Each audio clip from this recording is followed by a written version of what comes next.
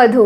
So friends, आज इस video में हम क्लास 10 साइंस का chapter number 1 which is chemical reactions and equations के 15 सबसे इंपॉर्टेंट क्वेश्चंस को सॉल्व करेंगे। ठीक है, तो ये आपके साइंस का चैप्टर नंबर 1 है, chemical reactions and equations.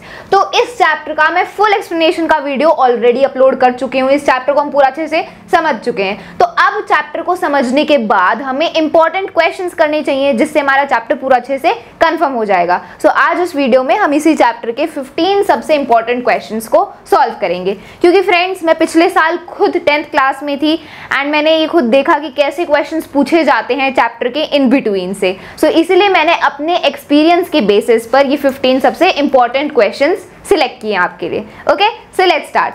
So friends, total 15 questions हैं। तो 15 क्वेश्चंस में से 3 क्वेश्चन हम ऑब्जेक्टिव करेंगे। जो ऑब्जेक्टिव क्वेश्चंस होते हैं, मल्टीपल चॉइस क्वेश्चन, 3 क्वेश्चन करेंगे हम objective type.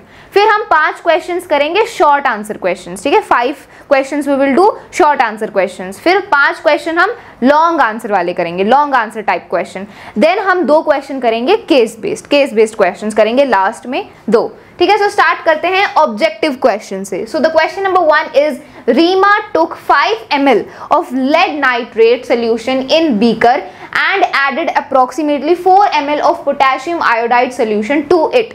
What would she observe? तो यहाँ पर देखो एक केमिकल रिएक्शन की बात हो रही है। रीमा ने क्या लिया है? लेड नाइट्रेट लिया है 5 ml एंड देन उसको ऐड कर दिया पोटेशियम आयोडाइड के सोल्यूशन में विच वॉज 4 ml। तो फिर क्या रिएक्शन होगा एंड रीमा क्या ऑब्जर्व करेगी? ठीक है, तो देखो ये जो lead nitrate and potassium iodide के बीच में जो रिएक्शन होता है वो किस टाइप का रिएक्शन होता है? Double displacement and precipitation reaction. Lead nitrate and potassium iodide के बीच में डबल डिस्प्लेसमेंट रिएक्शन होगा। कैसे? देखो, जब इनके बीच में रिएक्शन होगा तो फॉर्म क्या होगा? प्रोडक्ट्स क्या बनेंगे? बनेगा lead iodide and potassium nitrate. Double displacement में क्या होता है? यहाँ पर आप देख सकते हो लेड नाइट्रेट है तो रिएक्शन के बाद बनेगा लेड आयोडाइड एंड पोटेशियम के साथ नाइट्रेट लग जाएगा, सो ये बनेगा पोटेशियम नाइट्रेट। तो ये डबल डिस्प्लेसमेंट रिएक्शन होता है इन दोनों के बीच में एंड साथ ही साथ प्रेसिपिटेशन रिएक्शन भी बनता है। प्रेसिपिटेशन रिएक्शन मतलब यहाँ पर एक इनसॉल्युबल सब्सटेंस बनता है रिएक्शन के बाद, उसे प्रेसिपिटेट बोला जाता है। That is known as precipitation reaction.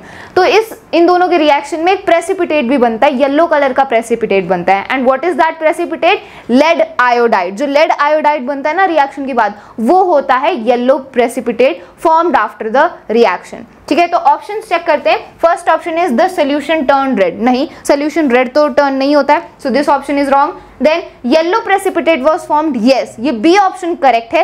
Yellow precipitate form होता है। प्रेसिपिटेट क्या है इस रिएक्शन में? लेड आयोडाइड एंड ये येलो कलर का होता है। So the B option is correct which is yellow precipitate was form. ठीक है, बाकी के ऑप्शंस व्हाइट प्रेसिपिटेट नहीं होता, रिएक्शन मिक्सचर बिकम हॉट, ऐसा भी कुछ नहीं है। So option number B is correct. अब आप सोचोगे कि ये तो कहीं एनसीईआरटी में है ही नहीं, तो ये क्वेश्चंस कैसे पूछ लिया? ये तो मैंने कहीं पढ़ा ही नहीं एनसीईआरटी में। देखो, ये जो क्वेश्चन है ना, ये पूछा गया है एक्टिविटी 1.2 में से। आपकी जो एनसीईआरटी है उसमें एक्टिविटीज हैं, तो एक्टिविटी 1.2 में ये lead nitrate and potassium iodide के बारे में बात करिए, तो उस एक्टिविटी से ये क्वेश्चन बना के पूछ लिया। इसीलिए मैं आपको कहती हूँ कि आपको सारी एक्टिविटीज जो आपके चैप्टर के इन बिटवीन एक्टिविटीज गिवन होती हैं, बॉक्स के बीच में जो इन्फॉर्मेशन गिवन होती है, उन सभी को बहुत अच्छे से रीड करना है, समझना है, बिकॉज उनसे भी क्वेश्चंस पूछे जाते हैं। ठीक है, तो एक्टिविटीज को बिल्कुल भी इग्नोर नहीं करना एंड ये एक्टिविटी में से ही क्वेश्चन पूछा गया। ठीक है, so this was the first question. अब बात करते हैं सेकंड क्वेश्चन के बारे में। Second question is one of the following doesn't happen during a chemical reaction. तो केमिकल रिएक्शन के टाइम जब केमिकल रिएक्शन होता है तो इनमें से क्या एक ऐसी चीज है जो नहीं होती केमिकल रिएक्शन के टाइम पर? ये आपको बताना है। सारे ऑप्शंस को रीड करते हैं। First option is breaking of old bonds and formation of new bonds. हाँ, ये तो सही है, केमिकल रिएक्शन के टाइम पर ऐसा ही होता है। एटम के बीच में जो बॉन्ड्स होते हैं, जो ओल्ड बॉन्ड्स होते हैं, वो ब्रेक डाउन हो जाते हैं एंड नए बॉन्ड्स बनते हैं। So this is correct. Then formation of new substances with entirely different properties. ये भी सही है कि नए सब्सटेंस बनते हैं, नए प्रोडक्ट बनते हैं एंड उनकी जो प्रॉपर्टीज होती हैं वो रिएक्टेंट से पूरी अलग होती हैं। ठीक है, प्रॉपर्टीज पूरी एंटायरली अलग होती हैं केमिकल रिएक्शन के बाद। तो ऑप्शन बी भी करेक्ट है। ऑप्शन सी देखते हैं। Atoms of one element change into those of another element to form new products. ये गलत है। ऐसा नहीं होता है। किसी भी एलिमेंट के जो एटम्स हैं वो चेंज नहीं होते हैं। एटम के बीच में जो बॉन्ड्स होते हैं ना वो ब्रेक डाउन हो जाते हैं एंड देन नए बॉन्ड्स बनते हैं। एटम्स चेंज नहीं होते या फिर नए एटम्स नहीं बनते हैं रिएक्शन में। एटम के बीच के जो बॉन्ड है वो ब्रेक डाउन होकर फॉर्म होते हैं, ठीक है। एक केमिकल रिएक्शन के टाइम पर एटम्स अपने आप को रीअरेंज कर सकते हैं, लेकिन एटम्स चेंज नहीं होते दूसरे एलिमेंट की फॉर्म में, ठीक है। तो ये ऑप्शन नंबर सी सही है, क्योंकि ये गलत है, ठीक है। हमसे यही पूछा था ना कि केमिकल रिएक्शन के टाइम पर क्या नहीं होता, सो ये नहीं होता है। So option number C is correct. Option number D क्या है, rearrangement of atoms takes place to form new product, ये सही है। एटम्स की रीअरेंजमेंट होती है, नया प्रोडक्ट बनता है, तो ये भी सही है। So that's why option number C is correct. ये केमिकल रिएक्शन के टाइम पर नहीं होता है, इसलिए इसका आंसर क्या है, ऑप्शन नंबर सी, ठीक है। तो आपको सारे ऑप्शंस को अच्छे से रीड करना है एंड देन आपको देखना है कि केमिकल रिएक्शन के टाइम पर क्या नहीं हो रहा है, ओके। तो सबसे पहले तो आपको ये पता होना चाहिए कि केमिकल रिएक्शन के टाइम पर क्या क्या होता है, फिर ऑप्शंस रीड करके आपको पता चलेगा कि इनमें से क्या नहीं होता केमिकल रिएक्शन के टाइम पर, ठीक है। अब मूव ऑन करते हैं थर्ड क्वेश्चन पर। So in the equation Cu plus XHNO3 gives CuNO3 plus YNO2 plus 2H2O। तो ये केमिकल इक्वेशन है। यहाँ पर आप देख सकते हो कि x एंड y दो वेरिएबल्स हैं, तो हमें क्या करना है, x एंड y की वैल्यू निकालनी है। The values of x and y are, तो ये क्या है, ये केमिकल इक्वेशन है। यहाँ पर ये बैलेंस्ड केमिकल इक्वेशन है, बैलेंस्ड केमिकल इक्वेशन है, लेकिन यहाँ पर हमें x और y की वैल्यू नहीं दे रखी है कि यहाँ पर x और y की जगह क्या नंबर आएगा, तो हमें x और y की वैल्यू ही निकालनी है एंड ये हमें ऑप्शंस दे दिए। तो अब हम क्या करेंगे, देखो हम यहाँ पर x एंड y की जगह ये नंबर्स पुट करके देखेंगे एंड चेक करेंगे कि कब कौन से नंबर्स पुट करने पर उनकी जगह जब हम कौन से नंबर पुट कर रहे हैं तो इक्वेशन बैलेंस हो रही है, एंड जब इक्वेशन बैलेंस हो जाती है तो वही होगी x एंड y की वैल्यू, ठीक है। तो फाइंड आउट करते हैं ऑप्शंस में ये जो वैल्यूज हमें गिवन है इनको हम इक्वेशन में x और y की जगह पुट करके देखेंगे एंड तब हम देखेंगे कि कब इक्वेशन बैलेंस हो रही है। सो सबसे पहले 3 एंड 5 से स्टार्ट करते हैं। सो x की जगह हम 3 रखेंगे, y की जगह 5 रखेंगे, देखते हैं कि इक्वेशन बैलेंस हो रही है या नहीं। तो देखो जब x की जगह मैंने यहाँ पर 3 पुट कर दिया, x की जगह 3 पुट कर दिया एंड y की जगह 5 पुट कर दिया। अब चेक करो कि जो इक्वेशन है वो बैलेंस हो रही है या फिर नहीं। तो कैसे चेक करोगे, इक्वेशन में जितने भी एलिमेंट्स हैं उनको एक बार ही लिख लो। तो कौन से एलिमेंट्स हैं, कॉपर है, हाइड्रोजन है, नाइट्रोजन है एंड ऑक्सीजन है। सो लिख लेते हैं, कॉपर है, हाइड्रोजन है, नाइट्रोजन है एंड ऑक्सीजन है। तो अब देखते हैं कि रिएक्टेंट वाली साइड एंड प्रोडक्ट वाली साइड कितने कितने एटम्स हैं इन एलिमेंट्स के, ठीक है। तो कॉपर की अगर हम बात करें तो कॉपर के रिएक्टेंट वाली साइड कॉपर का सिर्फ एक ही एटम है, सो कॉपर इज 1 एंड यहाँ पर प्रोडक्ट वाली साइड भी कॉपर का एक ही एटम है, सो कॉपर ऑलरेडी हमारा बैलेंस्ड है, दोनों साइड एक एक एटम है, सो कॉपर इज बैलेंस्ड। अब हाइड्रोजन की बात करते हैं तो यहाँ पर क्या है, 3 है x की जगह, तो यहाँ पर हाइड्रोजन कितना हो गया, 3 हो गया, बिकॉज इसके आगे 3 लगा हुआ है, तो हाइड्रोजन के 3 एटम्स हो गए। अब यहाँ पर ये हो गया हाइड्रोजन, रिएक्टेंट वाली साइड 3 हो गए। अब प्रोडक्ट साइड की बात करते हैं तो देखो यहाँ पर है, सो पहले ही H2 है यहाँ पर और इसके आगे भी 2 लगा है, तो 2 × 2 कितना होता है, 4 होता है। तो हाइड्रोजन के कितने हो गए, 4 एटम्स हो गए। तो यहाँ पर ये तो इक्वल नहीं हुआ, यहाँ पर रिएक्टेंट वाली साइड हाइड्रोजन के 3 एटम्स हैं, लेकिन प्रोडक्ट वाली साइड हाइड्रोजन के 4 एटम्स हैं, तो हाइड्रोजन तो बैलेंस नहीं हो रही है, ठीक है। अब आगे देखते हैं, तो अब हाइड्रोजन बैलेंस हो ही नहीं रही है x एंड y की वैल्यू पुट करने के बाद, तो यहीं से हमें पता चल रहा है कि एक बैलेंस्ड इक्वेशन नहीं है। तो फर्स्ट ऑप्शन क्या है, इसका आंसर नहीं है, बिकॉज इक्वेशन बैलेंस नहीं है। अब बात करते हैं ऑप्शन नंबर 2 की। अब हम x और y की जगह क्या रखेंगे, 8 एंड 6 पुट करके रखते हैं, 8 एंड 6 प्लेस करेंगे, देन देखते हैं कि इक्वेशन बैलेंस है या नहीं। Okay, so let's put 8 and 6. Okay, so 8 and 6, तो x की जगह हमने 8 पुट कर दिया एंड y की जगह हमने 6 पुट कर दिया। अब देखते हैं कि इक्वेशन बैलेंस हो रही है नहीं। तो कॉपर क्या है, कॉपर तो 1 एटम है, तो copper is already balanced. Hydrogen की बात करते हैं, यहाँ पर हाइड्रोजन के 8 एटम्स हो गए, बिकॉज 8 लगाया उसके आगे, तो हाइड्रोजन हो गया 8। रिएक्टेंट वाली साइड, प्रोडक्ट वाली साइड क्या है, देखो यहाँ पर प्रोडक्ट वाली साइड हाइड्रोजन सिर्फ यहाँ पर है, ऑलरेडी यहाँ पर 2 थे, इसके आगे 2 लगा है, तो 2 × 2 कितना हो गया, 4 हो गया। तो हाइड्रोजन के प्रोडक्ट वाली साइड सिर्फ 4 ही एटम है, तो हाइड्रोजन तो बैलेंस्ड है ही नहीं। इसका मतलब कि यहाँ पर ये x एंड y की जो वैल्यू है ये गलत है, ठीक है। ये इक्वेशन क्या है, बैलेंस हो नहीं रही है, तो यहाँ पर x और y की वैल्यू 8 एंड 6 नहीं है, तो ऑप्शन बी भी इसका आंसर नहीं है। अब ऑप्शन नंबर सी देखते हैं, ठीक है। अब ऑप्शन नंबर सी देखते हैं, इसमें हम देखेंगे कि इक्वेशन बैलेंस हो रही है या नहीं। तो 4 and 2, तो x की जगह हम 4 पुट करेंगे एंड हम y की जगह 2 पुट करेंगे। अब चेक करते हैं। तो देखो कॉपर तो 1 1 है, कॉपर इज ऑलरेडी बैलेंस्ड क्योंकि उस पर कोई फर्क नहीं पड़ रहा। अब बात करते हैं हाइड्रोजन की। तो हाइड्रोजन के यहाँ पर क्या है, 4 एटम्स हैं बिकॉज इसके आगे 4 लगा हुआ है, तो हाइड्रोजन 4 है एंड यहाँ पर भी हाइड्रोजन 4 ही है, तो हाइड्रोजन बैलेंस हो गया। अब हाइड्रोजन से काम थोड़ी हुआ, आपको तो सारे एटम्स सारे एलिमेंट्स देखने पड़ेंगे, ठीक है। तो यहाँ पर भी क्या है, हाइड्रोजन 4 है, so hydrogen is balanced. Nitrogen देखते हैं। तो नाइट्रोजन के भी 4 ही एटम्स हैं बिकॉज ये जो 4 है ये पूरा HNO3 के आगे लगा है, तो हर एक एलिमेंट की 4 एटम्स यहाँ पर माने जाएंगे, ठीक है। तो यहाँ पर नाइट्रोजन के भी 4 ही एटम्स होंगे और कहीं नाइट्रोजन यहाँ पर रिएक्टेंट वाली साइड नहीं है। प्रोडक्ट वाली साइड देखो तो यहाँ पर भी नाइट्रोजन है, यहाँ पर भी नाइट्रोजन है, 2 जगह है नाइट्रोजन, तो एटम्स को ऐड करना पड़ेगा।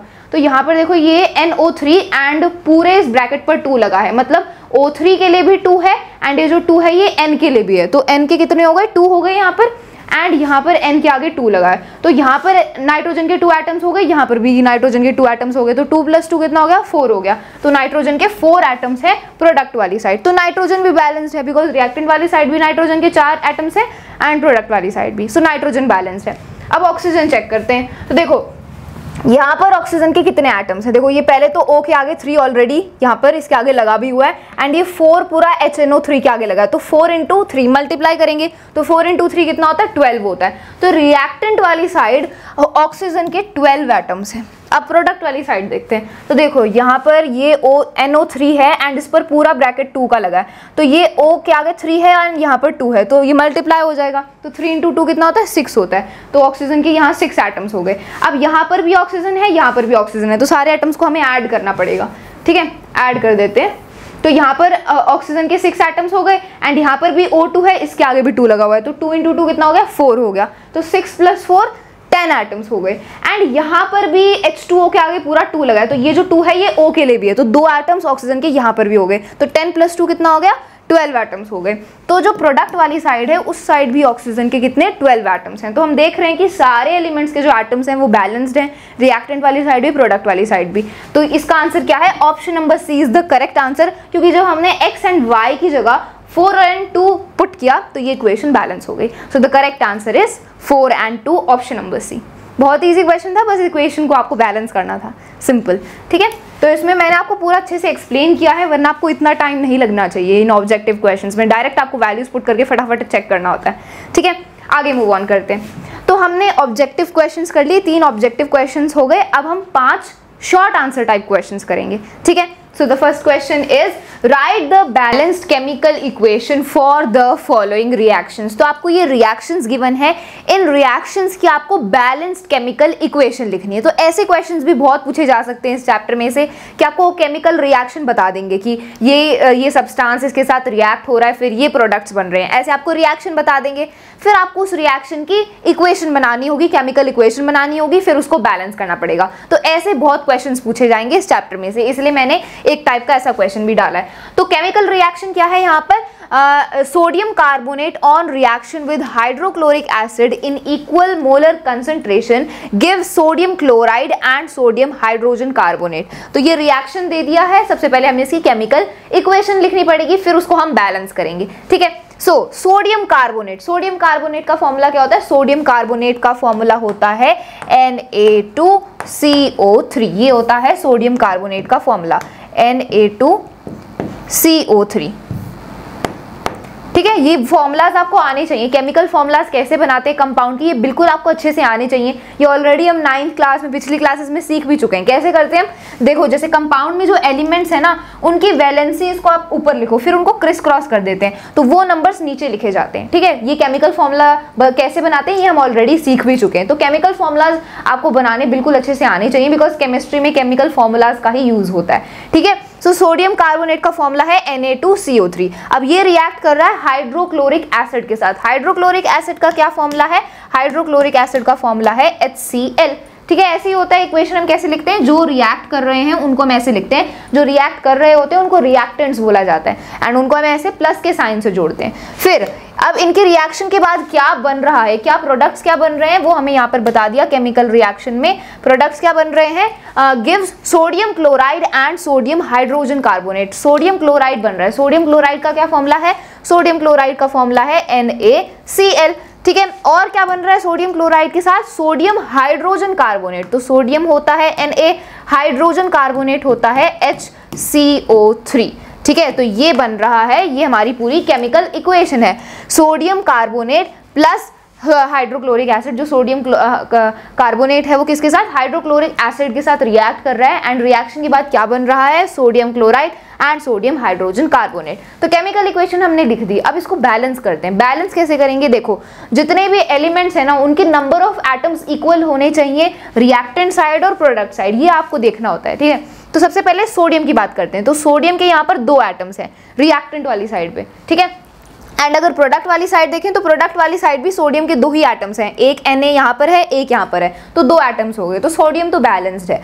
अब बात करते हैं कार्बन की। तो कार्बन का यहाँ पर 1 एटम है, यहाँ पर 1 एटम है, तो 1 + 1 2। तो कार्बन के टोटल 2 एटम्स हैं रिएक्टेंट वाली साइड। अब प्रोडक्ट वाली साइड देखते हैं, तो यहाँ पर कार्बन का ये एक एटम है एंड यहाँ पर कार्बन का 1 एटम है, तो टोटल कितने हो गए? 2 हो गए। तो प्रोडक्ट वाली साइड भी कार्बन के 2 एटम है, तो कार्बन भी बैलेंस्ड है। अब बात करते हैं ऑक्सीजन की। तो ऑक्सीजन के 3 एटम्स हैं यहाँ पर रिएक्टेंट वाली साइड, एंड प्रोडक्ट वाली साइड देखें तो यहाँ पर भी ऑक्सीजन के 3 ही एटम्स हैं, तो ऑक्सीजन भी बैलेंस्ड है। अब देखते हैं हाइड्रोजन। तो हाइड्रोजन का 1 एटम है यहाँ पर, एंड यहाँ पर भी हाइड्रोजन का सिर्फ 1 ही एटम है, तो हाइड्रोजन भी बैलेंस्ड है। अब बात करते हैं क्लोराइड की। तो देखो, हाइड्रोजन क्लोराइड में ये क्या है? हाइड्रोक्लोरिक एसिड है, तो यहाँ पर क्लोरीन का 1 ही एटम है, एंड यहाँ पर भी क्लोरीन का 1 ही एटम है, तो क्लोरीन भी बैलेंस्ड है। तो हमने यहाँ पर देख लिया कि इस इक्वेशन में जितने भी एलिमेंट्स हैं उन सब के नंबर ऑफ एटम्स बैलेंस्ड है। तो ये जो पूरी केमिकल इक्वेशन है ये पहले से ही बैलेंस्ड है, इसको हमें बैलेंस करने की जरूरत नहीं है। ठीक है, सो ये ऑलरेडी बैलेंस है। ठीक है, तो ये आपका फर्स्ट पार्ट का आंसर हो जाएगा। तो देखो, शॉर्ट आंसर टाइप जो क्वेश्चंस होंगे वो 2 नंबर या 3 नंबर के आपसे पूछे जाएंगे। तो ये फर्स्ट क्वेश्चन का फर्स्ट पार्ट था, तो ये 1 मार्क्स का हो गया। अब इसका अगला पार्ट देखते हैं। Let's see the next part of this question. तो ये दूसरा पार्ट है, ये आपको दूसरी केमिकल रिएक्शन आपको बता दिया, इसकी आपको केमिकल इक्वेशन बना के फिर इसको बैलेंस करना है। सेम वही प्रोसीजर है। ठीक है, तो रिएक्शन क्या है? Copper sulphate on treatment with potassium iodide precipitates cuprous iodide Cu2I2 liberates iodine gas and also forms potassium sulfate। तो ये आपका केमिकल रिएक्शन है, इसकी इक्वेशन बनाना स्टार्ट करते हैं। ठीक है, तो कॉपर सल्फेट किसके साथ रिएक्ट कर रहा है? पोटेशियम आयोडाइड के साथ। तो ये हमारे रिएक्टेंट्स हैं। सो कॉपर सल्फेट का फॉर्मूला क्या होता है? कॉपर सल्फेट का फॉर्मूला होता है CuSO4। This is the formula of copper sulphate. ठीक है, कॉपर सल्फेट किसके साथ रिएक्ट कर रहा है? It is reacting with potassium iodide. ठीक है, पोटेशियम आयोडाइड का फॉर्मूला क्या होता है? K and capital I। Potassium को हम कैपिटल K से रिप्रेजेंट करते हैं एंड आयोडाइड को, आयोडीन को हम कैपिटल I से रिप्रेजेंट करते हैं। तो पोटेशियम आयोडाइड का फॉर्मूला है KI। ठीक है, ये दोनों रिएक्ट कर रहे हैं एंड रिएक्ट करके प्रोडक्ट्स क्या बन रहे हैं? What are the products which are formed? तो प्रोडक्ट बन रहा है क्यूप्रस आयोडाइड। क्यूप्रस आयोडाइड इसका फॉर्मूला मैं पहले से ही दे दिया है Cu2I2। तो क्यूप्रस आयोडाइड बन रहा है जिसका फॉर्मूला है Cu2I2। ठीक है, और साथ ही साथ क्या लिबरेट हो रही है? आयोडीन गैस लिबरेट हो रही है एंड पोटेशियम सल्फेट बन रहा है। पोटेशियम सल्फेट का फॉर्मूला क्या होता है? पोटेशियम सल्फेट का फॉर्मूला होता है K2SO4। ये होता है पोटेशियम सल्फेट का फॉर्मूला एंड साथ ही साथ आयोडीन गैस भी लिबरेट हो रही है। तो आयोडीन गैस का फॉर्मूला क्या है? I2। ठीक है, आयोडीन ये गैस लिबरेट हो रही है। तो ये हमारी केमिकल इक्वेशन है। अब इसको हमें बैलेंस करना होगा। तो सारे जो एलिमेंट्स हैं इक्वेशन में उनके नंबर ऑफ एटम्स इक्वल होने चाहिए। तो स्टार्ट करते हैं कॉपर से। तो कॉपर का यहाँ पर रिएक्टेंट वाली साइड 1 ही एटम है, तो कॉपर का यहाँ पर 1 है एंड यहाँ पर कॉपर के कितने एटम्स हैं? 2 एटम्स हैं। ठीक है, तो कॉपर को बैलेंस करना पड़ेगा। प्रोडक्ट वाली साइड देखें तो कॉपर के 2 एटम्स हैं एंड यहाँ पर 1 ही है, तो वहाँ 2 है, यहाँ पर 1 है। जहाँ पर कम होते हैं ना नंबर ऑफ एटम्स, वहाँ पर हमें बढ़ाने होते हैं इक्वल करने के लिए। तो यहाँ पर 1 है, 2 हमें चाहिए, तो इसको हम इसके आगे 2 लिख देंगे। तो इससे क्या होगा? ये जो 2 है ये पूरे CuSO4 के लिए आगे लग गया है, इससे जो कॉपर है उसके 2 एटम्स हो गए, तो कॉपर बैलेंस हो गया।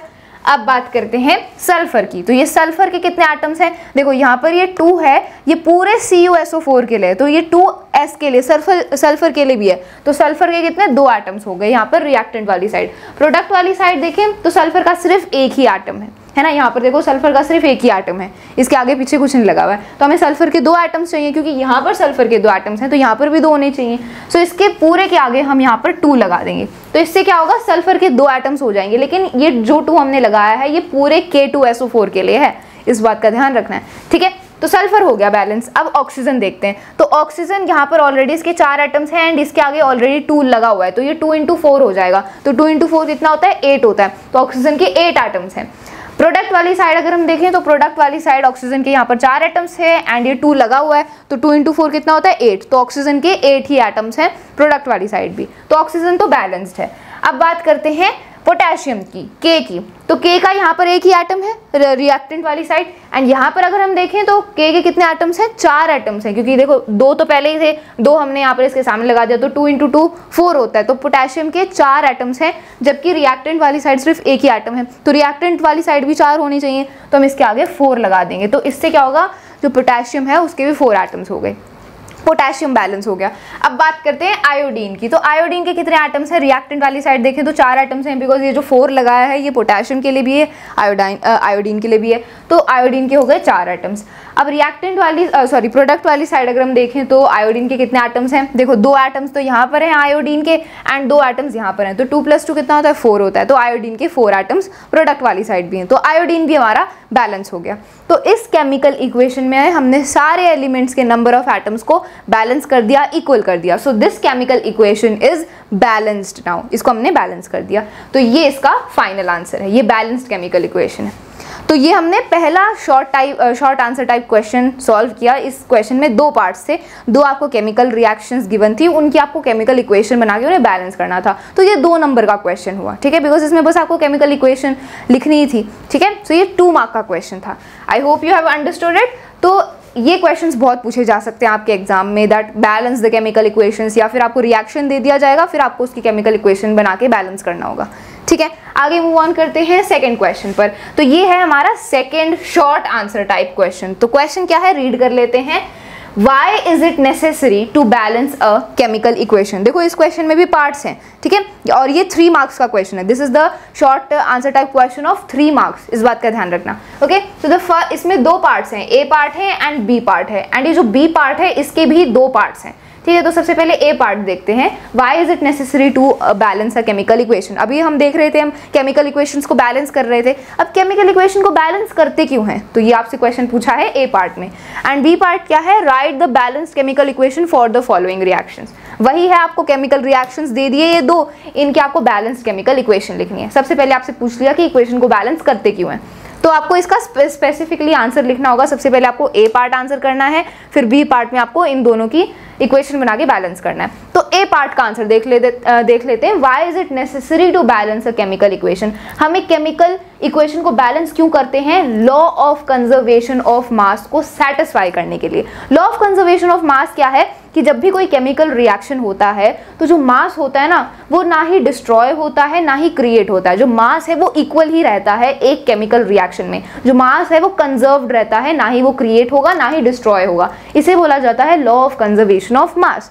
एंड इसी को सेटिस्फाई करने के लिए इक्वेशन को बैलेंस किया जाता है। इक्वेशन को बैलेंस करते हैं तो हम क्या करते हैं, जो नंबर ऑफ एटम्स हैं उन्हीं को इक्वल करते हैं, रिएक्टेंट एंड प्रोडक्ट वाली साइड। तो इससे क्या होगा, इससे पता चलेगा जब इक्वल हो जाएंगे नंबर ऑफ एटम्स, तो इससे हमें पता चलेगा कि ना ही एटम्स क्रिएट हुए हैं रिएक्शन के बाद एंड ना ही एटम्स डिस्ट्रॉय हुए हैं रिएक्शन के बाद। जो नंबर ऑफ एटम्स हैं हर एक एलिमेंट के, हर एक कंपाउंड के, वो इक्वल हैं। तो इससे law of conservation of mass satisfy होता है एंड इसीलिए ही हम इक्वेशन को बैलेंस करते हैं। तो इसका आंसर यहाँ पर लिखा भी हुआ है, it is necessary to balance a chemical equation because a chemical reaction is just a rearrangement of atoms. Atoms are neither created nor destroyed during a chemical reaction. The chemical equation needs to be balanced to follow the law of conservation of mass, which states that mass can neither be created nor be destroyed. जब भी कोई chemical reaction होता है तो atoms क्या होते हैं, बस rearrange होते हैं, इधर से उधर जाते हैं, rearrange होते हैं, ना ही वो create होते हैं ना ही destroy होते हैं। तो जो मास है वो कंजर्व्ड रहता है, ना वो क्रिएट होता है ना वो डिस्ट्रॉय होता है। This is stated in the law of conservation of mass and इसे ही सेटिस्फाई करने के लिए हम इक्वेशन को बैलेंस करते हैं। यहाँ पर ये पूरा अच्छे से एक्सप्लेन भी किया गया है, ठीक है। तो ऐसे आप इस आंसर को लिखोगे, ओके। तो ये ए पार्ट को हमने आंसर कर दिया, why is it necessary to balance a chemical equation. अब बी पार्ट देख लेते हैं। बी पार्ट में ये रिएक्शंस हमें गिवन है, इनकी इक्वेशन बनानी है जैसे कि हम करते आ रहे हैं पिछले क्वेश्चंस में। तो देखो पहला केमिकल रिएक्शन है natural gas burns in air to form natural carbon dioxide and water.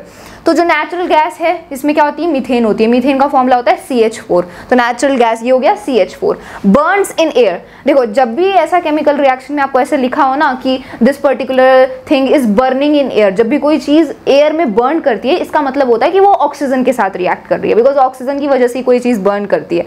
तो जब भी लिखा होता है Burns in air, it means कि वो पर्टिकुलर जो कंपाउंड है, एलिमेंट है, वो ऑक्सीजन के साथ रिएक्ट कर रहा है। तो यहाँ पर ये जो नेचुरल गैस है CH4, it will be reacting with oxygen and फिर क्या होगा, फिर क्या फॉर्म होगा, carbon dioxide and water form होगा। तो इसकी इक्वेशन कैसे बनेगी, इसकी इक्वेशन बनेगी CH4 प्लस O2। O2 क्या होता है, ऑक्सीजन होता है। Then it gives carbon dioxide which is CO2 and water. Water का फॉर्मूला होता है H2O। फिर आप इस इक्वेशन को बैलेंस करोगे, तो बैलेंस करने के बाद बैलेंस्ड केमिकल इक्वेशन क्या होगी, CH4 plus 2O2 gives CO2 plus 2H2O। ठीक है, फिर ये बैलेंस करके बनेगी। बैलेंस करना मैंने आपको ऑलरेडी सिखा भी दिया है। ठीक है, अब दूसरा केमिकल रिएक्शन क्या है, during respiration glucose combines with oxygen and forms carbon dioxide and water along with the release of energy. It's not God, अच्छा ये ऐसी टाइप हो गया, इस पर ध्यान मत देना, यहीं तक है, एनर्जी तक ही ये क्वेश्चन है। ठीक है, तो रेस्पिरेशन के टाइम पर क्या होता है, रेस्पिरेशन के टाइम पर जो ग्लूकोज होता है, ग्लूकोज का फॉर्मूला क्या होता है, C6H12O6। ये ग्लूकोज का फॉर्मूला होता है। ग्लूकोज कंबाइन करता है ऑक्सीजन के साथ, मतलब O2 के साथ, एंड क्या फॉर्म होता है, carbon dioxide CO2 and water H2O, and साथ ही साथ एनर्जी रिलीज होती है ATP के फॉर्म में। ठीक है, तो इसकी इक्वेशन कैसे बनेगी, इसकी इक्वेशन बनेगी C6H12O6। ये ग्लूकोज हो गया, ग्लूकोज का फॉर्मूला, ये रिकम्बाइन करता है ऑक्सीजन के साथ विच इज O2, एंड फिर क्या फॉर्म होता है, carbon dioxide CO2, water H2O, and साथ ही साथ एनर्जी रिलीज होती है। सॉरी यहाँ पर हीट नहीं आएगा, यहाँ पर एनर्जी आएगा, वेरी सॉरी फॉर दैट, यहाँ हीट नहीं आएगा, यहाँ एनर्जी आएगा। ठीक है, एंड देन आप इस इक्वेशन को जब बैलेंस करोगे तो बैलेंस केमिकल इक्वेशन बनेगी C6H12O6 plus 6O2 gives 6CO2 plus 6H2O plus energy. ठीक है, तो ये बैलेंस्ड केमिकल इक्वेशन बनेगी। ओके, तो ये आपका सेकंड क्वेश्चन हो गया, इसमें 2 पार्ट्स थे। ऐसे ये 3 मार्क्स का क्वेश्चन हुआ। 1 मार्क तो आपको मिल जाएंगे ये ए पार्ट का आंसर लिखने के लिए, एंड फिर 2 नंबर आपको मिल जाएंगे इन दोनों केमिकल रिएक्शंस की इक्वेशन बनाने के लिए एंड बैलेंस करने के लिए। तो टोटल ये 3 मार्क का क्वेश्चन हो गया। ठीक है, एंड फ्रेंड्स ये जितने भी क्वेश्चंस हैं, अगर आपको इनकी PDF चाहिए, आपको ये रिटर्न फॉर्म में चाहिए, तो PDF का लिंक आपको डिस्क्रिप्शन में गिवन है। आप इन सारे क्वेश्चंस के रिटर्न आंसर्स के साथ इन्हें एक्सेस कर सकते हो। ठीक है, इन द डिस्क्रिप्शन। अब बात करते हैं अगले क्वेश्चन के बारे में, क्वेश्चन नंबर 3। टोटल हम 5 क्वेश्चन करेंगे। So what is reduction reaction, identify the substance that are oxidised and the substance that are reduced in the following reaction. तो सबसे पहले आपको बताना है कि रिडक्शन रिएक्शन क्या होता है, फिर आपको इन केमिकल रिएक्शंस में, इन केमिकल इक्वेशंस में आपको बताना है कि कौन सा सब्सटेंस ऑक्सीडाइज हो रहा है, कौन सा सब्सटेंस रिड्यूस हो रहा है। बहुत ही अच्छा क्वेश्चन है, बहुत ही इंपॉर्टेंट क्वेश्चन है, ऑब्वियसली आपसे पूछा जा सकता है। तो देखो यहाँ पर आपको बिल्कुल अच्छे से ध्यान रखना है कि आपसे क्या पूछा जा रहा है। यहाँ पर आपसे रिडक्शन रिएक्शन के बारे में पूछा जा रहा है। काफ़ी हम कंफ्यूज हो जाते हैं रिडक्शन रिएक्शन या रिडॉक्स रिएक्शन में। रिडॉक्स रिएक्शन क्या होता है, देखो रिडॉक्स रिएक्शन में रिडक्शन एंड ऑक्सीडेशन एक साथ होती है। ठीक है, रिडक्शन रिएक्शन अलग है, ऑक्सीडेशन अलग है, एंड जब ये दोनों एक साथ होते हैं तो उसे रिडॉक्स रिएक्शन बोला जाता है। Most of the time redox reaction पे क्वेश्चन पूछा जा सकता है, लेकिन इंडिविजुअली भी क्वेश्चन पूछा जा सकता है, दैट डिफाइन ऑक्सीडेशन रिएक्शन या फिर व्हाट इज रिडक्शन रिएक्शन। तो वही आपसे क्वेश्चन यहाँ पर पूछा है, व्हाट इज रिडक्शन रिएक्शन। तो रिडक्शन रिएक्शन क्या होता है, ऐसा केमिकल रिएक्शन जिसमें ऑक्सीजन रिमूव हो रही है या फिर हाइड्रोजन ऐड हो रही है किसी एलिमेंट, कंपाउंड या फिर मॉलिक्यूल में। कोई एलिमेंट है, कंपाउंड है, मॉलिक्यूल है, जब उसमें से ऑक्सीजन रिमूव हो रही है या फिर हाइड्रोजन ऐड हो रही है, तब हम उसको बोलेंगे रिडक्शन रिएक्शन।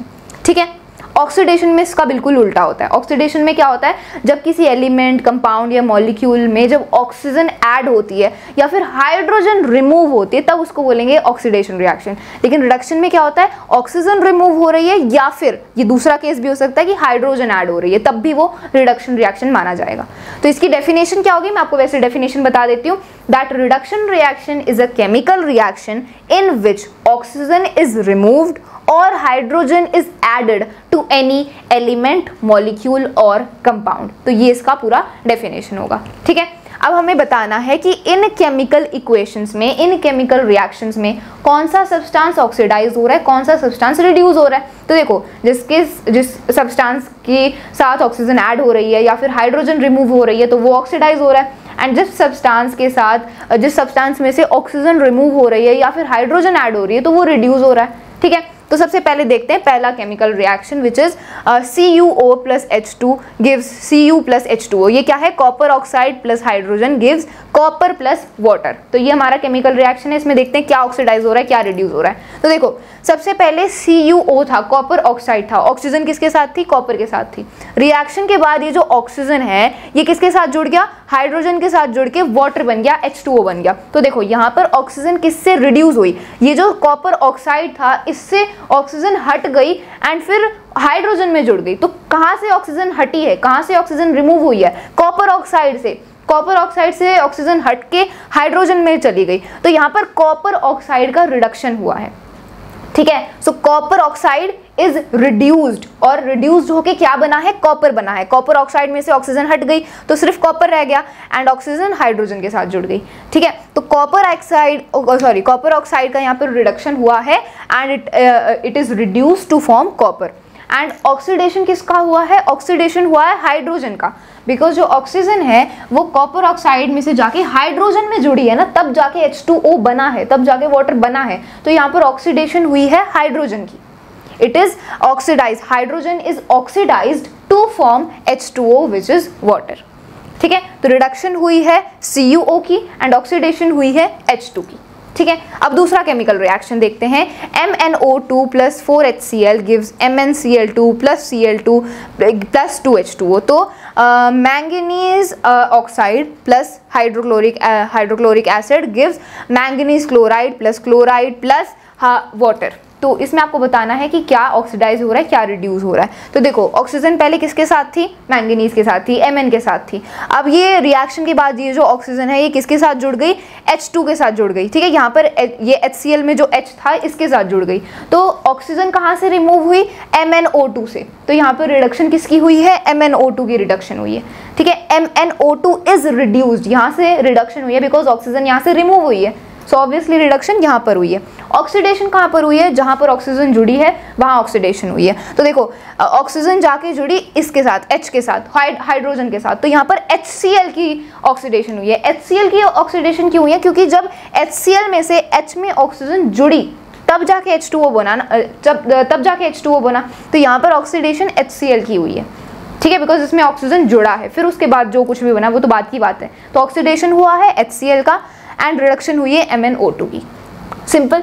ठीक है, तो ये हमने देख लिया कि कहाँ पर ऑक्सीडेशन हुई है, कहाँ रिडक्शन हुई है। तो ये आपका थर्ड क्वेश्चन था। ये भी क्या है, 3 मार्क्स का क्वेश्चन है, बिकॉज इसमें सबसे वन मार्क तो आपको मिल जाएगा रिडक्शन रिएक्शन को डिफाइन करने के लिए, फिर 2 मार्क्स आपको मिलेंगे इन दोनों रिएक्शन में ऑक्सीडाइज्ड एंड रिड्यूस सब्सटेंस को बताने के लिए। ठीक है, तो ये थर्ड क्वेश्चन था। I hope it's clear to you. Now let's move on to the fourth question. So fourth question है, a silver article generally turns black when kept in the open for a few days. The article when rubbed with toothpaste again starts shining. तो ऐसा कोई भी article, ऐसी कोई भी चीज़ जो silver की बनी है, तो जब उसको खुले में ऐसे हवा में हम रख देते हैं तो थोड़े दिनों बाद, थोड़े टाइम बाद उस पर एक ब्लैक सी लेयर आ जाती है। तो ऐसा क्यों होता है, एंड ये हमसे पूछा है आगे। एंड जब उस सिल्वर आर्टिकल को हम जब टूथपेस्ट से रब करते हैं तो फिर दोबारा वो चमकने लगता है। ठीक है, तो अब इससे रिलेटेड क्वेश्चन पूछे गए हैं। तो इस क्वेश्चन के 2 पार्ट हैं, A एंड B। तो A में यहाँ हमसे पूछा है, why do silver articles turn black when kept in the open for a few days, name the phenomenon involve. तो हमसे सबसे पहले तो यही पूछ लिया कि जो सिल्वर के आर्टिकल्स होते हैं, जो भी सिल्वर के बने होते हैं, उनको जब हम खुले में ऐसे रख देते हैं थोड़े दिनों के लिए तो उनके ऊपर वो ब्लैक लेयर क्यों आ जाती है, और इस फिनोमिनन को क्या बोला जाता है, इस फिनोमिनन का नाम क्या है, इस प्रोसेस का नाम क्या है, वो हमें बताना है A में। B पार्ट में क्या है, name the black substance formed and give its chemical formula. ये जो ब्लैक सब्सटेंस बनता है, जो ब्लैक लेयर बनती है सिल्वर के ऊपर, ये क्या होती है, एंड हमें इसका केमिकल फॉर्मूला भी देना है। ठीक है, तो स्टार्ट करते हैं। तो देखो, जब जो भी सिल्वर आर्टिकल होता है, जब उसको हम खुले में रख देते हैं, हवा में रख देते हैं, तो हवा में क्या होता है, हाइड्रोजन सल्फाइड गैस पाई जाती है, एयर में होती है। तो इससे रिएक्ट करके क्या बनता है, इससे रिएक्ट करके एक लेयर बन जाती है सिल्वर के ऊपर जिसको बोलते हैं सिल्वर सल्फाइड। ठीक है, सिल्वर सल्फाइड करके एक ब्लैकिश लेयर बन जाती है जिस वजह से जो सिल्वर है वो ब्लैक टर्न करता है। तो यही यहाँ पर ए पार्ट में लिखा है, the silver article turns black when kept in the air because the silver article reacts with sulfur compounds such as hydrogen sulfide H2S present in the air. तो एयर में क्या होता है, एयर में सल्फर के कंपाउंड्स प्रेजेंट होते हैं। यहाँ पर ये सल्फर की स्पेलिंग गलत है, पीएच आएगा यहाँ पर। तो सल्फर के कंपाउंड्स प्रेजेंट होते हैं जैसे कि हाइड्रोजन सल्फाइड। ठीक है, इसका केमिकल फॉर्मूला क्या है, H2S। तो एयर में ये कंपाउंड्स प्रेजेंट होते हैं हाइड्रोजन सल्फाइड। अब ये हाइड्रोजन सल्फाइड जब सिल्वर से रिएक्ट करते हैं तो रिएक्ट करने के बाद क्या बनता है, रिएक्ट करने के बाद फॉर्म होता है सिल्वर सल्फाइड। सिल्वर सल्फाइड बन जाता है जिसका केमिकल फॉर्मूला है Ag2S। एंड यही वो जो सिल्वर सल्फाइड होता है, यही वो ब्लैक लेयर होती है जो सिल्वर के ऊपर बन जाती है, जिस वजह से जो सिल्वर है वो ब्लैकिश हो जाता है थोड़े दिनों के बाद जब उसको हम ऐसे ही खुले में रख देते हैं। ठीक है, तो वो जो ब्लैक बनता है, वो ब्लैक लेयर बन जाती है। वो क्यों होता है, बिकॉज ये सिल्वर सल्फाइड बन जाता है सिल्वर के ऊपर, ये लेयर बन जाती है सिल्वर सल्फाइड की। किसके रिएक्शन के बाद, ये सिल्वर सल्फाइड बनता है हाइड्रोजन सल्फाइड एंड सिल्वर के रिएक्शन के बाद। ठीक है, this phenomenon is called corrosion. It is also known as tarnishing of silver. And ये जो phenomenon है, जब ये जो पूरा phenomenon है, ये जो पूरा process है, इसको हम क्या बोलते हैं, इसको corrosion बोला जाता है या फिर इसको हम tarnishing of silver भी बोलते हैं। तो ये A पार्ट का आंसर हो गया। अब B पार्ट में हमसे पूछा था कि ये जो black substance होते हैं ये क्या है। तो the black substance is silver sulfide. Its chemical formula is Ag2S. तो यही Ag2S, ये जो silver sulfide है, यही वो black substance होता है एंड इसका chemical formula क्या है, Ag2S।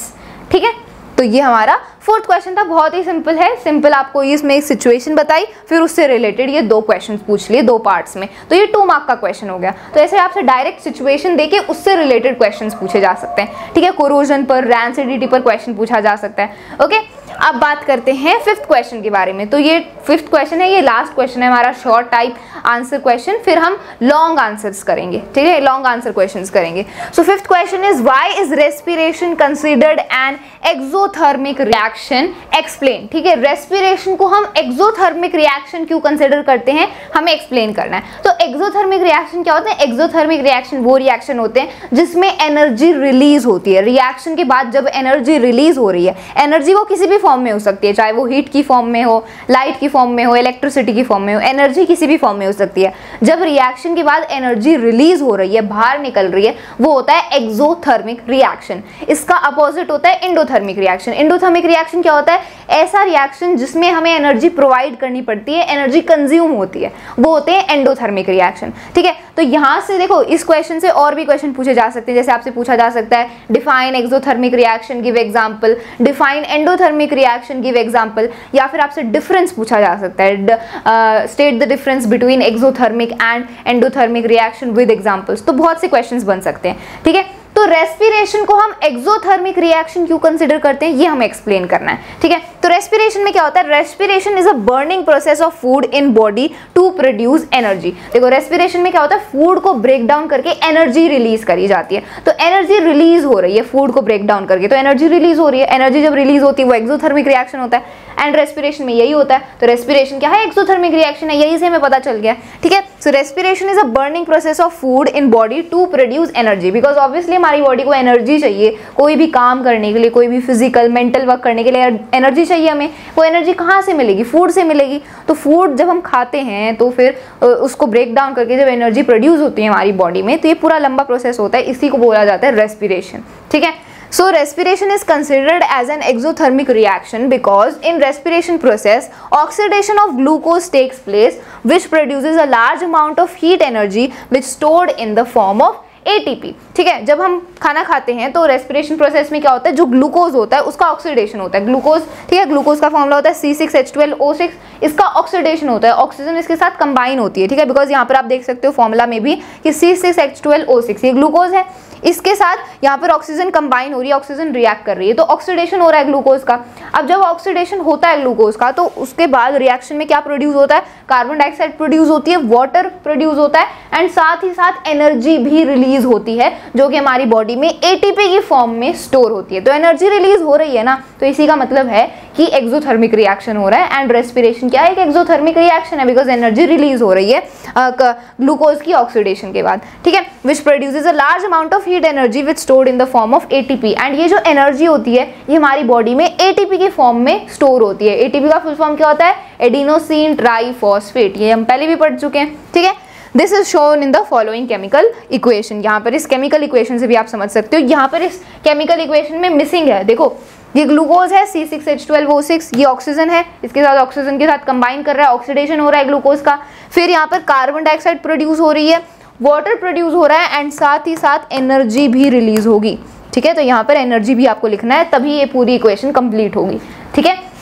सो ये हमारा पूरा रेस्पिरेशन का रिएक्शन है। तो देखो आपके जो चैप्टर नंबर 1 है ना, इसमें रेस्पिरेशन का रिएक्शन गिवन है, फोटोसिंथेसिस का रिएक्शन गिवन है। तो ये दोनों रिएक्शंस आपको पूरे अच्छे से क्लियर होने चाहिए विद इक्वेशंस, बिकॉज इनसे काफी क्वेश्चन पूछे जाते हैं, ठीक है। एक फोटोसिंथेसिस एंड रेस्पिरेशन, ये दोनों बिल्कुल अच्छे से क्लियर होने चाहिए, एंड एंडोथर्मिक एक्सोथर्मिक रिएक्शन के बीच का डिफरेंस, ठीक है, बिकॉज इनसे भी काफी क्वेश्चन बनते हैं। ओके, सो ये था हमारा 5th क्वेश्चन। इसमें ये हमने सारे शॉर्ट आंसर टाइप क्वेश्चंस देख लिए, तो हमने ऑब्जेक्टिव क्वेश्चंस कर लिए, शॉर्ट आंसर टाइप क्वेश्चन कर लिए। अब हम 5 लॉन्ग आंसर टाइप क्वेश्चन करेंगे, फिर 2 हम केस बेस्ड क्वेश्चंस करेंगे, ठीक है। Let's do now the long answer questions. So the first question is, define chemical reaction, state 4 observations which helps to determine whether a chemical reaction has taken place or not. Write one example of each observation with a balanced chemical equation. तो सबसे पहले तो आपको इस question में क्या define करना है कि केमिकल रिएक्शन होता क्या है, उसको डिफाइन करना है, उसकी डेफिनेशन लिखनी है।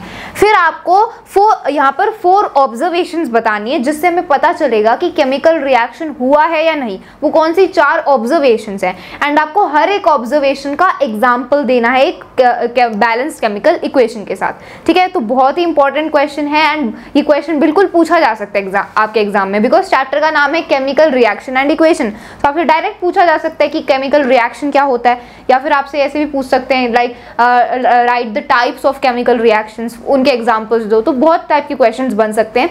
This one I will say is the most important one, कि क्या ऑब्जर्वेशंस हैं जिनसे हमें पता चलेगा कि केमिकल रिएक्शन हुआ है या नहीं, एंड हमें हर एक ऑब्जर्वेशन का एग्जाम्पल भी देना है, ठीक है। तो लॉन्ग आंसर टाइप क्वेश्चन 5 या 4 मार्क्स के होते हैं, तो ये 5 मार्क का क्वेश्चन है। सो लेट्स सी, तो इसका आंसर क्या होगा। सबसे पहले आपको केमिकल रिएक्शन को डिफाइन करना है। केमिकल रिएक्शन क्या होता है, a process in which new substance with new properties are formed by the rearrangement of atoms is known as a chemical reaction. तो केमिकल रिएक्शन ये एक प्रोसेस है जिसमें नए सब्सटेंस बनते हैं, उनकी प्रॉपर्टीज भी नई होती हैं। कैसे बनते हैं, bye the rearrangement of atoms. जब एटम्स रीअरेंज होते हैं तो नए सब्सटेंस बनते हैं, उनकी प्रॉपर्टीज भी बिल्कुल अलग होती हैं, नई होती हैं, एंड इसी प्रोसेस को बोला जाता है केमिकल रिएक्शन। सिंपल। अब हमें 4 ऑब्जर्वेशंस बतानी है जिससे हमें पता चलेगा कि केमिकल रिएक्शन हुआ है या नहीं। तो हम 4 ऑब्जर्वेशंस पढ़ चुके हैं कि जब कलर में चेंज आता है, एवोल्यूशन ऑफ गैस होती है, फॉर्मेशन ऑफ प्रेसिपिटेट होता है, एंड चेंज इन टेम्परेचर। ये जब 4 ऑब्जर्वेशंस, इनमें से कोई भी हमें एक देखने को मिल जाए ऑब्जर्वेशन, तब हमें पता चलेगा कि केमिकल रिएक्शन हुआ है, ठीक है। So now let's talk about these observation. तो सबसे पहली ऑब्जर्वेशन है एवोल्यूशन ऑफ गैस। अगर रिएक्शन के बाद देखो, अगर गैस इवॉल्व हो रही है, अगर गैस निकल रही है, रिलीज हो रही है, एवोल्यूशन ऑफ गैस हो रहा है, तो उससे हमें पता चलेगा कि केमिकल रिएक्शन हुआ है। तो ये पहली ऑब्जर्वेशन है, एवोल्यूशन ऑफ गैस। अगर गैस इवॉल्व हो रही है, गैस निकल रही है, कोई भी गैस हो, वो हाइड्रोजन हो, ऑक्सीजन हो, कार्बन डाइऑक्साइड हो, अगर गैस इवॉल्व हो रही है, इसका मतलब केमिकल रिएक्शन हुआ है, ठीक है। एग्जाम्पल इसका देख लेते हैं। एक केमिकल रिएक्शन से, यहाँ पर एक एग्जाम्पल से मैं आपको समझाऊंगी कि कैसे एवोल्यूशन ऑफ गैस से हमें पता चलता है कि केमिकल रिएक्शन हुआ है, ठीक है। The chemical reaction between zinc and dilute H2SO4। तो देखो, जो डाइल्यूट या सल्फ्यूरिक एसिड होता है, dilute sulphuric acid and zinc के बीच में जो रिएक्शन होता है वो कैसे होता है, जिंक प्लस H2SO4, इनके बीच में रिएक्शन होगा, एंड क्या बनेगा, जिंक सल्फेट बनेगा, ZnSO4, ठीक है, जिंक सल्फेट बनेगा, एंड ये H2 हाइड्रोजन गैस रिलीज होगी। तो यहाँ पर आप देख सकते हो कि रिएक्शन के बाद हाइड्रोजन गैस रिलीज हो रही है, एवोल्यूशन ऑफ गैस हो रहा है, किसी भी एक गैस का एवोल्यूशन हो रहा है। तो यहाँ से हमें पता चल रहा है कि केमिकल रिएक्शन हुआ है। तो ये पहली ऑब्जर्वेशन है। अगली ऑब्जर्वेशन है चेंज इन कलर। अगर जो प्रोडक्ट्स हैं या जो रिएक्टेंट्स हैं या फिर जो भी सोल्यूशन है, अगर उसके कलर में चेंज आया है तब भी केमिकल रिएक्शन होता है। ठीक है, मान लो कि कोई सोल्यूशन है, कि किसी का भी कोई भी केमिकल कंपाउंड है, उसका सोल्यूशन है, मान लो वो पहले ब्लू कलर का था एंड थोड़ी देर बाद जब सारा कुछ हमने उसमें रिएक्टेंट्स को ऐड किया, रिएक्शन के बाद है जो कलर चेंज हो गया, तो कलर मान लो वो कलरलेस हो गया या फिर उसका कलर चेंज हो गया, तो उससे भी हमें पता चलेगा कि केमिकल रिएक्शन हुआ है। तो चेंज इन कलर एक ऑब्जर्वेशन है। एग्जाम्पल देखते हैं इसका, the chemical reaction between potassium iodide solution and lead nitrate solution. तो ऑलरेडी ये एक्टिविटी 1.2 में इसका एग्जाम्पल गिवन भी है कि जब potassium iodide solution and lead nitrate solution के बीच में रिएक्शन होता है तो क्या होता है, इनके कलर में चेंज आता है, जो प्रेसिपिटेट फॉर्म होता है वो येलो कलर का फॉर्म होता है, तो कलर में चेंज आया तो इससे हमें पता चल रहा है कि केमिकल रिएक्शन हो रहा है। ठीक है, यहाँ पर आप देख सकते हो ये रिएक्शन यहाँ पर अच्छे से गिवन नहीं है, PbNO32। ठीक है, ये है लेड नाइट्रेट। तो lead nitrate and potassium iodide के बीच में जब रिएक्शन होता है तो क्या बनता है, पोटेशियम नाइट्रेट बनता है एंड लेड आयोडाइड बनता है। तो ये जो लेड आयोडाइड होता है, लेड आयोडाइड जो बनता है ना, ये प्रेसिपिटेट होता है। प्रेसिपिटेट क्या होता है, प्रेसिपिटेट एक इनसॉल्युबल सॉलिड होता है, इनसॉल्युबल सब्सटेंस होता है जो डिसॉल्व नहीं होता एंड ये नीचे सोल्यूशन में जाके बैठ जाता है, उसे प्रेसिपिटेट बोलते हैं। तो ये जो लेड आयोडाइड है ना, ये येलो कलर का प्रेसिपिटेट फॉर्म होता है। तो यहाँ पर कलर चेंज आया है, येलो कलर का प्रेसिपिटेट बना है, तो कलर चेंज आया है, इस वजह से हमें पता चल रहा है कि क्या हो रहा है, केमिकल रिएक्शन हो रहा है। ठीक है, सो ये दूसरी ऑब्जर्वेशन थी, चेंज इन कलर। अगली ऑब्जर्वेशन है फॉर्मेशन ऑफ प्रेसिपिटेट। अगर प्रेसिपिटेट की फॉर्मेशन हो रही है तो हमें पता चलेगा कि केमिकल रिएक्शन हुआ है। फॉर्मेशन ऑफ प्रेसिपिटेट हुई है तो उससे हमें पता चलता है कि केमिकल रिएक्शन हुआ है। प्रेसिपिटेट क्या है, ये एक इनसॉल्युबल सॉलिड होता है, इनसॉल्युबल सब्सटेंस होता है जो कि डिसॉल्व नहीं होता है, नीचे जाके सेटल हो जाता है सोल्यूशन में। ठीक है, उसे प्रेसिपिटेट बोलते हैं एंड जब प्रेसिपिटेट फॉर्म होता है उस रिएक्शन को बोला जाता है प्रेसिपिटेशन रिएक्शन। क्लियर? तो यहाँ पर एग्जाम्पल है the chemical reaction between sulphuric acid and barium chloride. तो barium chloride solution and sulphuric acid के बीच में जब रिएक्शन होता है तो बनता है बेरियम सल्फेट, बनता है hydrochloric acid and barium sulphate. And ये जो बेरियम सल्फेट होता है ना, ये व्हाइट कलर का प्रेसिपिटेट फॉर्म होता है, ये डिसॉल्व नहीं होता, घुलता नहीं है, ये सोल्यूशन के अंदर नीचे जाके बैठ जाता है, इनसॉल्युबल होता है, तो ये प्रेसिपिटेट है, व्हाइट कलर का है। तो प्रेसिपिटेट फॉर्मेशन हो रही है, प्रेसिपिटेट फॉर्म हो रहा है, तो इससे पता चल रहा है हमें कि केमिकल रिएक्शन हुआ है। तो ये तीसरी ऑब्जर्वेशन है।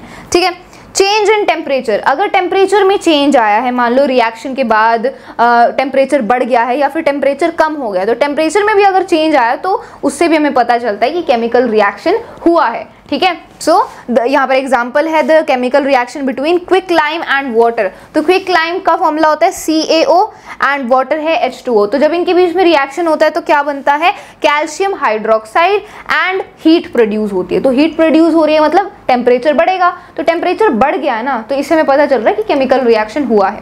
तो टेम्परेचर अगर बढ़ा है या फिर टेम्परेचर अगर रिड्यूस भी हो गया, कम भी हो गया ना, तब भी केमिकल रिएक्शन होता है। तो ये चौथी ऑब्जर्वेशन है, चेंज इन टेम्परेचर। तो ये चार ऑब्जर्वेशंस के बारे में हमने डिस्कस किया एंड इनके साथ ही साथ हमने एग्जांपल्स भी दिए। तो ये 5 मार्क का आपका क्वेश्चन है, बिकॉज इसमें 1 मार्क तो आपको मिलेगा डेफिनेशन के लिए, of the definition of chemical reaction, and then 1 mark आपको मिलेगा हर एक ऑब्जर्वेशन के लिए। ठीक है, एंड उनके एग्जाम्पल्स के लिए। तो ऐसे ये 5 मार्क का लॉन्ग क्वेश्चन है। ओके, तो आप जैसे जैसे लिखोगे तो उस हिसाब से आपको पॉइंट्स मिलते जाएंगे। ओके, तो ये बहुत ही इंपॉर्टेंट क्वेश्चन था। इसमें आपसे केमिकल रिएक्शन के बाद उनसे उनके ऑब्जर्वेशंस के बारे में पूछ लिया, या फिर ऐसे भी क्वेश्चन पूछा जा सकता था, what is a chemical reaction, right the types of chemical reaction and give their example. तो 4 टाइप के केमिकल रिएक्शन होते हैं, combination reaction, decomposition, displacement and double displacement. तो इनको डिफाइन करने के लिए बोला जा सकता है, इनके एग्जाम्पल देने के लिए बोला जा सकता है, तो इससे भी काफी क्वेश्चन बन सकते हैं। ठीक है, अब मूव ऑन करते हैं सेकेंड क्वेश्चन पर। सो सेकेंड क्वेश्चन है, what happens when food materials containing fats and oils are left for a long time? List 2 observable changes and suggest 3 ways by which this phenomenon can be prevented. तो आपने देखा होगा वो जो food material होते हैं जिनमें फैट या फिर ऑयल प्रेजेंट होता है, तो जब उनको हम काफी टाइम के लिए ऐसे खुला छोड़ देते हैं, खुले में रख देते हैं, तो उनकी टेस्ट में चेंज आ जाता है, उनकी स्मेल चेंज हो जाती है। तो ऐसा क्यों होता है, ये हमसे पूछा है। एंड क्या चेंजेस हमें देखने को मिलते हैं, ये हमसे पूछा है कि जब हम ऐसे खुले में रख देते हैं उन फूड मटेरियल को जिनमें फैट्स एंड ऑयल प्रेजेंट होता है, तो क्या चेंजेस हमें देखने को मिलते हैं, ऑब्जर्वेबल चेंजेस, एंड कैसे कौन से वो 3 तरीके हैं जिनसे हम ऐसा होने से प्रिवेंट कर सकते हैं इसे। So what are the 3 ways from which we can prevent this phenomenon. तो उसके बारे में हमसे यहाँ पर पूछा गया है। सो सबसे पहले हम बात करते हैं कि जब हम उस फूड मटेरियल को जिसमें फैट या ऑयल प्रेजेंट होता है, जब उसको हम खुले में छोड़ देते हैं तो होता क्या है। सबसे पहले उस फिनोमिनन के बारे में डिस्कस करते हैं। So when food containing fat और oil is not used and left over for a long time, there smell and taste changes because of fats and oils getting slowly oxidised. This process is called rancidity. इसे rancidity बोला जाता है। वो जो food material होते हैं जिनमें fat या ऑयल प्रेजेंट होता है वो रैंसिड हो जाते हैं। मतलब जब उनको हम खुले में रख देते हैं ना तो वो उनमें फैट्स एंड ऑयल प्रेजेंट होता है एंड धीरे धीरे जो फैट्स एंड ऑयल है वो हवा में तो ऑक्सीजन प्रेजेंट है तो ऑक्सीजन के साथ रिएक्ट होके वो ऑक्सीडाइज होने लगते हैं। इस वजह से उनकी टेस्ट में, उनकी स्मेल में चेंज आ जाता है। इस प्रोसेस को ही क्या बोला जाता है, रैंसिडिटी बोला जाता है। ठीक है, तो ये आपने आंसर कर दिया। अब क्या चेंजेस देखने को मिलते हैं, 2 observable changes are given below. क्या चेंजेस आपको देखने को मिलते हैं, चेंज इन टेस्ट, टेस्ट में चेंज हो जाता है एंड स्मेल में चेंज होता है। तो ये 2 ऑब्जर्वेबल चेंजेस हैं जो आपको देखने को मिलते हैं। ठीक है, देन 3 वेज ऑफ प्रिवेंशन। अब कैसे हम इसे प्रिवेंट कर सकते हैं, कैसे हम ऐसा होने से इसे रोक सकते हैं।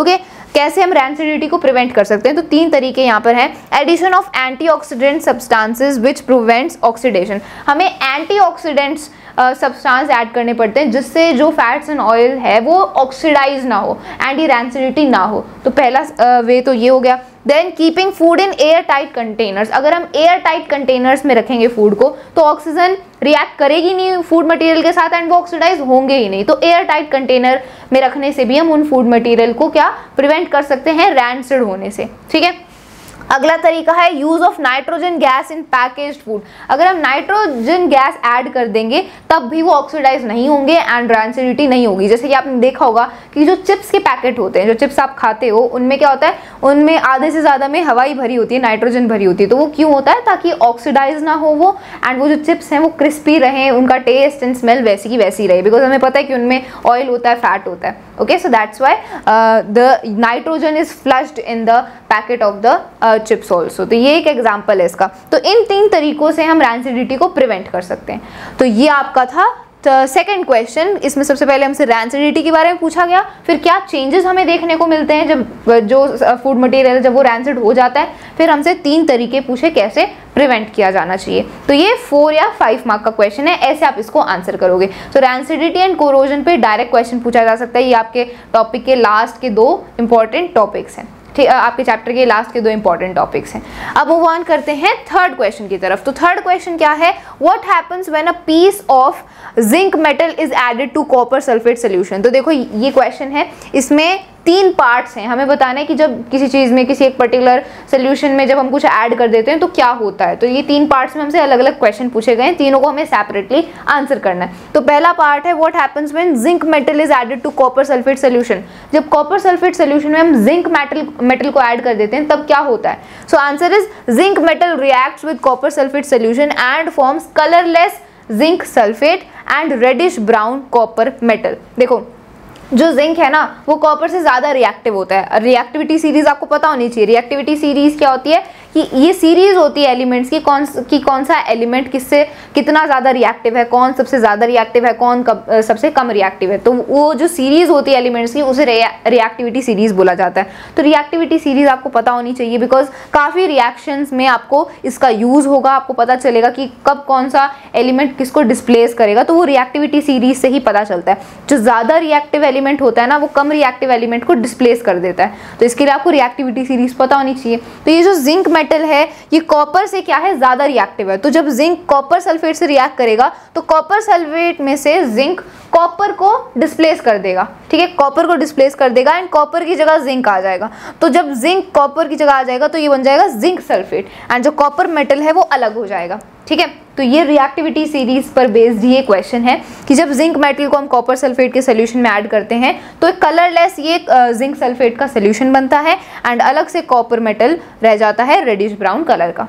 ठीक है, ये हमने देख लिया। यहाँ पर अगला पार्ट है इसका, aluminium metal is added to dilute hydrochloric acid. क्या होता है जब हम एल्यूमिनियम मेटल को ऐड कर देते हैं डाइल्यूट हाइड्रोक्लोरिक एसिड में। तो देखो ये जो एल्यूमिनियम है ना, ये भी हाइड्रोजन से ज्यादा रिएक्टिव है। रिएक्टिविटी सीरीज में एल्यूमिनियम हाइड्रोजन से ज्यादा ज्यादा रिएक्टिव है। तो ये जो एल्यूमिनियम है ये हाइड्रोजन को डिस्प्लेस कर देगा। कैसे? देखो, aluminium metal reacts with dilute hydrochloric acid to form aluminium chloride and hydrogen gas. देखो, एल्यूमिनियम का फॉर्मूला है Al, हाइड्रोक्लोरिक एसिड का फॉर्मूला है HCl। तो हाइड्रोजन कम रिएक्टिव है, एल्यूमिनियम ज्यादा रिएक्टिव है, तो एल्यूमिनियम हाइड्रोजन को डिस्प्लेस कर देगा एंड हाइड्रोजन की जगह आ जाएगा। तो जब ये इसकी जगह आएगा तो क्या बनेगा? यहाँ पर बन जाएगा एल्यूमिनियम क्लोराइड AlCl3। एंड जो हाइड्रोजन गैस है वो अलग हो जाएगी, हाइड्रोजन गैस फिर अलग से इवॉल्व होगी। तो यहाँ पर भी वही है, ये रिएक्टिविटी सीरीज का ही यूज है, आपको वो पता होना चाहिए कि कौन सा मेटल किससे ज्यादा रिएक्टिव है, कौन सा कम रिएक्टिव है, कौन सा ज्यादा रिएक्टिव है, उस हिसाब से यहाँ पर डिस्प्लेसमेंट होगा। ठीक है, तो क्या बनेगा?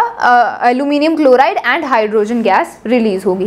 थर्ड पार्ट है silver metal is added to copper sulphate solution. जब सिल्वर मेटल को हम ऐड करते हैं कॉपर सल्फेट सोल्यूशन में, तब क्या होता है? तो देखो, सिल्वर इज लेस रिएक्टिव। जो सिल्वर है वो कॉपर से क्या है? कम रिएक्टिव है। रिएक्टिविटी सीरीज में सिल्वर कम रिएक्टिव है, तो कम रिएक्टिव है तो सिल्वर कॉपर को डिस्प्लेस कर ही नहीं पाएगा। डिस्प्लेस कर नहीं पाएगा तो कोई रिएक्शन नहीं होगा। ओके, सो यहाँ पर कोई रिएक्शन नहीं होगा। Silver is less reactive than copper, hence no reaction will occur. कोई रिएक्शन होगा ही नहीं बिकॉज सिल्वर कम रिएक्टिव है। अब कम रिएक्टिव मेटल ज्यादा रिएक्टिव मेटल को डिस्प्लेस नहीं कर सकता है, ज्यादा रिएक्टिव मेटल कम रिएक्टिव मेटल को डिस्प्लेस कर सकता है। तो सिल्वर तो कम रिएक्टिव है कॉपर से, इसलिए कोई डिस्प्लेसमेंट नहीं होगा, इसलिए कोई रिएक्शन भी यहाँ पर नहीं होगा।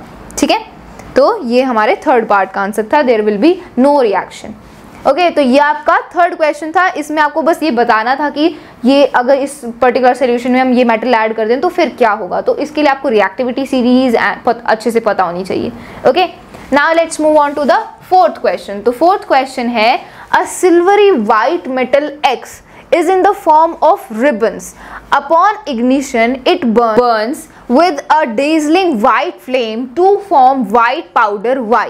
When water is added to the powder Y, it partially dissolves to form a substance Z, which is used as an antacid. तो देखो, एक सब्सटेंस है, एक वाइट कलर, एक सिल्वरी कलर का वाइट मेटल है जिसको हमने X से डिनोट किया है एंड वो रिबन्स की फॉर्म में है। ठीक है, एंड जब उसको हम जलाते हैं, जब उसको इग्निशन का मतलब होता है जब उसको हम बर्न करते हैं, तो वो एक वाइट डेजलिंग फ्लेम से बर्न करता है वो मेटल, X मेटल। ठीक है, तो एंड जब उसको बर्न करने के बाद क्या फॉर्म होता है? एक वाइट कलर का यहाँ पर वाइट कलर का पाउडर फॉर्म होता है जिसको हमने नाम दे दिया Y.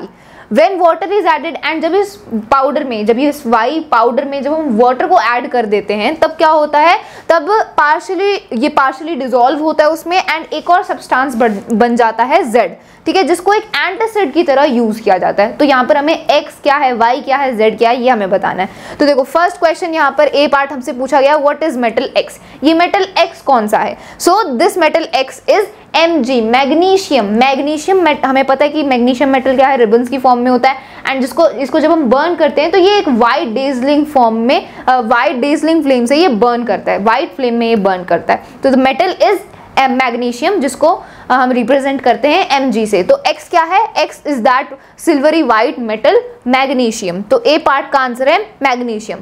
अब यहाँ पर पूछा है, अगले B पार्ट में पूछा है name the white powder Y। And जब मैग्नीशियम को हम बर्न करते हैं तो वाइट डेजलिंग फ्लेम से वो बर्न करता है एंड वाइट पाउडर बन जाता है उसका। अब ये वाइट पाउडर क्या है? That white powder is MgO, magnesium oxide. Because जब भी कोई मेटल बर्न कर रहा है तो बर्न कर रहा है मतलब वो ऑक्सीजन के साथ रिएक्ट कर रहा है, ये मैं आपको ऑलरेडी बता चुकी हूँ। तो मैग्नीशियम बर्न कर रहा है एयर में मतलब वो ऑक्सीजन के साथ रिएक्ट कर रहा है, तो जो पाउडर बनेगा वो क्या होगा? मैग्नीशियम ऑक्साइड होगा, MgO। तो Y क्या है? MgO, magnesium oxide. ठीक है, अब इस पाउडर को जब हम पानी ऐड कर देते हैं इस पाउडर में तो फिर ये उसमें पार्शियली डिसॉल्व होता है, मतलब पूरा डिसॉल्व नहीं होता एंड एक नया सब्सटेंस बनता है Z। तो अब ये C पार्ट में हमसे पूछा है what is the substance Z। अब ये सब्सटेंस Z क्या है? तो देखो, मैग्नीशियम ऑक्साइड में जब आप पानी ऐड करोगे तो क्या बनेगा? मैग्नीशियम हाइड्रोक्साइड बन जाएगा। ठीक है, सो ये जो सब्सटेंस Z है ये क्या है? मैग्नीशियम हाइड्रोक्साइड है। बिकॉज मैग्नीशियम हाइड्रोक्साइड को हम एक एंटासिड की तरह भी यूज करते हैं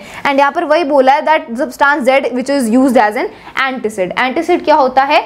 ये एक टाइप की दवाई होती है जो हम एसिड को न्यूट्रल करने के लिए यूज़ करते हैं। जैसे जब हमारे स्टमक में एसिडिटी हो जाती है तब हम एंटीसाइड्स का यूज़ करते हैं एसिड को काम डाउन करने के लिए, न्यूट्रल करने के लिए, उन्हें एंटीसाइड बोला जाता है। तो मैग्नीशियम हाइड्रोक्साइड एक एंटीसिड ही है, ठीक है। तो ये सब्सटेंस Z क्या है? White powder Y dissolves partially in water to form substance Z, एंड ये सब्सटेंस Z क्या है? It is MgOH2। यहाँ पर इसका ये फॉर्मूला गलत है, MgOH2 आएगा ब्रैकेट के बाहर, मैग्नीशियम हाइड्रोक्साइड, ठीक है, and is used as an antacid. इसको एक एंटीसिड की तरह यूज किया जाता है, ठीक है। अब डी पार्ट में हमसे पूछा है write the chemical reactions that are taking place. अब इस पूरा जो ये हमें सिचुएशन बताई, इसमें जो जो केमिकल रिएक्शन हो रहे हैं वो हमें लिखना है। तो देखो, सबसे पहला रिएक्शन तो हुआ है कि जब मैग्नीशियम रिबन को हमने बर्न किया एयर में, तब पहला रिएक्शन हुआ, क्योंकि बर्न किया तो ऑक्सीजन के साथ रिएक्शन हुआ है एंड फिर मैग्नीशियम ऑक्साइड बना है, वो व्हाइट पाउडर बना है। सो पहला रिएक्शन क्या है? The chemical reactions that are taking place, first reaction is magnesium plus O2 gives MgO। जो मैग्नीशियम रिबन है उसको हमने एयर में बर्न किया, मतलब ऑक्सीजन के साथ रिएक्शन हुआ एंड मैग्नीशियम ऑक्साइड बना, व्हाइट कलर का ये पाउडर बना, ठीक है। फिर हमने मैग्नीशियम ऑक्साइड में पानी डाल दिया, ठीक है, मैग्नीशियम ऑक्साइड में हमने वाटर ऐड कर दिया, तो फिर क्या बना? मैग्नीशियम हाइड्रोक्साइड बन गया, MgOH2 बन गया, मैग्नीशियम हाइड्रोक्साइड बना, जिसको हम एंटीसिड की तरह यूज करते हैं। तो ये दो केमिकल रिएक्शन यहाँ पर हो रहे हैं, ठीक है। तो ये डी पार्ट का आंसर है।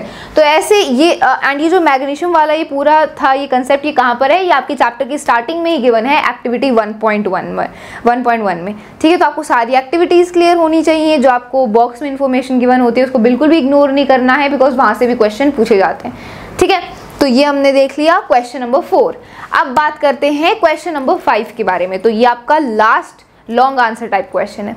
So what is observed after 1 hour of adding the stripes of copper and aluminium separately to ferrous sulfate solution filled in 2 beakers। तो देखो, 2 बीकर्स हैं, उन दोनों बीकर्स में क्या है? फेरस सल्फेट का सोल्यूशन है। अब उन दोनों बीकर्स में एक बीकर में कॉपर को ऐड किया है, कॉपर की स्ट्राइप्स को ऐड किया, मतलब कॉपर के टुकड़ों को ऐड किया एक टाइप से, एंड दूसरे बीकर में फेरस सल्फेट का सोल्यूशन है, उसमें एल्यूमिनियम के स्ट्राइप्स को ऐड किया है, ठीक है।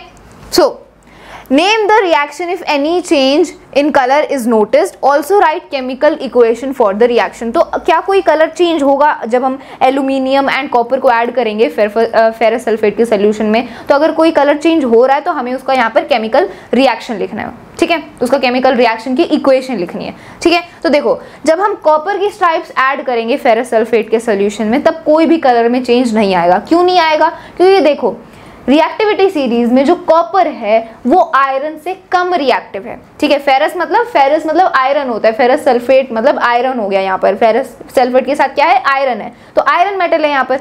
तो जो कॉपर है वो आयरन से कम रिएक्टिव है। अब कॉपर आयरन से कम रिएक्टिव है, इसलिए जो कॉपर है वो आयरन को डिस्प्लेस नहीं कर सकता फेरस सल्फेट में से, है ना। अगर ज़्यादा रिएक्टिव होता तो कर देता, लेकिन कम रिएक्टिव है कॉपर, इसलिए वो आयरन को डिस्प्लेस नहीं कर सकता। अब आयरन डिस्प्लेस नहीं होगा तो कोई भी रिएक्शन नहीं होगा, और अगर कोई रिएक्शन नहीं हुआ है तो कलर में भी चेंज नहीं आएगा, सिंपल, ठीक है। So when stripes of copper is added to ferrous sulfate solution taken in a beaker, no change is observed। कोई भी चेंज ऑब्जर्व नहीं किया जाता, बिकॉज कॉपर ऑलरेडी आयरन से कम रिएक्टिव है, ठीक है। On adding a stripe of aluminium to ferrous sulfate solution taken in another beaker, we observe that the greenish color of the ferrous sulfate solution starts fading and it becomes colorless after about an hour, ठीक है। तो जब ये copper का तो हमने case देख लिया कि कोई भी चेंज नहीं होता, कोई भी रिएक्शन नहीं होता, कोई कलर में चेंज नहीं आता। लेकिन जब हम एल्यूमिनियम की स्ट्राइप्स को ऐड करते हैं फेरस सल्फेट के सोल्यूशन में, ये 2 यहाँ पर नंबर वाला 2 नहीं है, TO2 है, ये गलत टाइप हो गया यहाँ पर। तो जब एल्यूमिनियम की स्ट्राइप्स को हम फेरस सल्फेट सोल्यूशन में ऐड करते हैं, तब क्या होता है? फेरस सल्फेट सोल्यूशन का जो कलर होता है वो ग्रीनिश कलर होता है। तो थोड़ी देर बाद, अबाउट 1 घंटे बाद क्या होता है कि जो कलर है वो फेरस सल्फेट सोल्यूशन का वो ग्रीन से कलरलेस हो जाता है। तो कलर में चेंज आया, इसका मतलब क्या है कि इसका मतलब है कि एल्यूमिनियम ने आयरन को डिस्प्लेस कर दिया, तभी कलर में चेंज आया है। हमें पता है कि जो एल्यूमिनियम है वो आयरन से ज़्यादा रिएक्टिव है, इसीलिए एल्यूमिनियम ने फेरस सल्फेट में से फेरस को, आयरन को डिस्प्लेस करके साइड कर दिया एंड देन कलर चेंज आया, ठीक है। सो एल्यूमिनियम ज़्यादा रिएक्टिव है इसीलिए।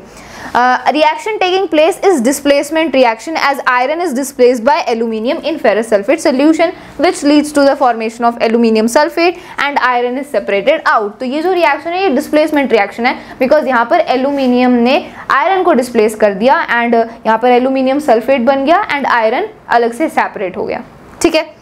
इक्वेशन ऑफ द रिएक्शन क्या है, यहाँ पर ये इक्वेशन भी गिवन है, FeSO4। यहाँ पर क्या था, ये फेरस सल्फेट सोल्यूशन था। इसमें जब हमने एल्यूमिनियम को ऐड किया तो एल्यूमिनियम ने फेरस को, आयरन को डिस्प्लेस करके यहाँ क्या बन गया, एल्यूमिनियम सल्फेट बन गया एंड ये आयरन अलग हो गया, सेपरेट हो गया। तो ये हुआ, इस वजह से सोल्यूशन के कलर में चेंज आया है। ठीक है, तो यहाँ पर वही आपको रिएक्टिविटी सीरीज का ध्यान होना चाहिए कि कौन सा मेटल, कौन सा एलिमेंट किससे ज़्यादा रिएक्टिव है, उस हिसाब से डिस्प्लेसमेंट होगी। डिस्प्लेसमेंट हुई है तो फिर सोल्यूशन के कलर में भी चेंज आता है एंड उस हिसाब से क्वेश्चन पूछे जाएंगे। ओके, ये आपकी एनसीईआरटी में पूरा ये फेरस सल्फेट सोल्यूशन का ये एग्जाम्पल गिवन है। ओके, तो एनसीईआरटी को अच्छे से रीड करो, जितनी भी रिएक्शंस गिवन है वो आपको अच्छे से पता होनी चाहिए, एक्टिविटीज, एक्स्ट्रा इन्फॉर्मेशन, सब कुछ। एनसीईआरटी का तो कुछ भी मत छोड़ना। ठीक है, तो हम, ये हमारा 5th क्वेश्चन था। तो हमने सारे लॉन्ग आंसर टाइप क्वेश्चंस कर लिए। हमने 3 ऑब्जेक्टिव क्वेश्चंस करे, फिर हमने शॉर्ट आंसर टाइप क्वेश्चन करे, लॉन्ग आंसर टाइप क्वेश्चन कर लिए। अब हम 2 केस बेस्ड क्वेश्चंस करेंगे, बिकॉज केस बेस्ड क्वेश्चंस भी पूछे जाएंगे आपके एग्जाम में, so they are also very very important. इसमें आपको एक सिचुएशन दी जाती है, फिर उसमें से क्वेश्चन पूछे जाते हैं। तो अब हम केस बेस्ड क्वेश्चन करते हैं। So this is the first case based question. Aditya is fond of photography. One day he saw the black and white photography of his parents' wedding. He tried to find out the basics of black and white photography.